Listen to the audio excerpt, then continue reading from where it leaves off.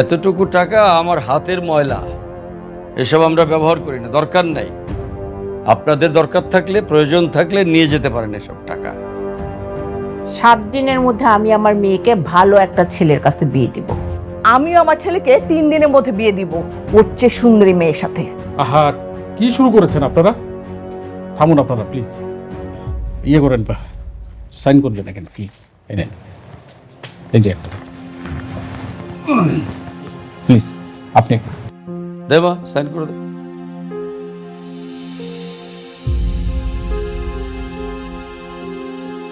কি হলো, সাইন করে দে। বাবা, আমি সিগনেচার করতে পারবো না। কি দেখছিস? সাইন কর, ও যা খুশি তাই করুক, তুই সাইন করে দে। মা প্লিজ, তুমি আর একটা কথা বলবে না। আমি সবসময় তোমার অনেক কথা শুনেছি, কিন্তু আজ না। আমি এখানে সিগনেচার করব না, আমি ডিভোর্স দিব না। আমি ঋতুর সাথে ভালোই থাকবো, আমি সবসময় ওর পাশে থাকবো। এই যে আপনারা তো চাইলেই পারতেন আমাদের দুইজনকে এক করে দিতে, কিন্তু সেটা না করে আপনাদের দরকার শুধু দেনমোহর।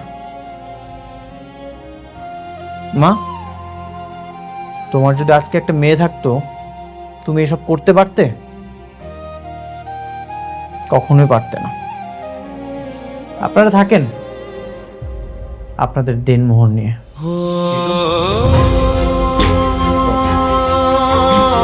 মানে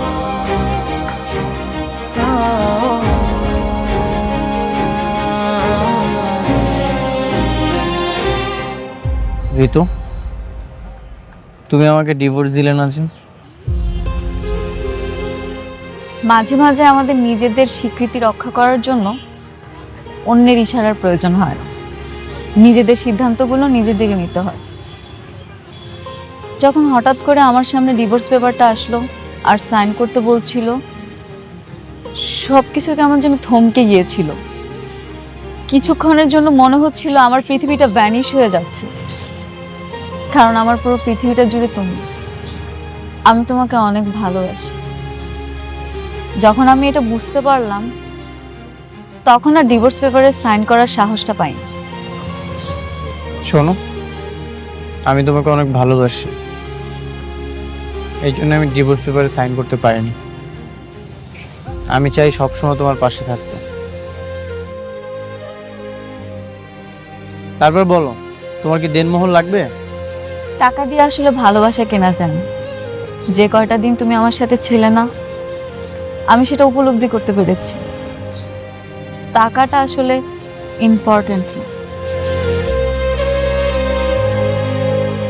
আমার কাছে তুমিটা ইম্পর্টেন্ট। আর কি যেন বলছিলে, দেনমোহরের কথা। ঠিক আছে, তুমি আমাকে ভালোবেসে 101 টাকা দিও, সেটা নিয়ে আমি সারা জীবন তোমার সাথে থাকতে চাই।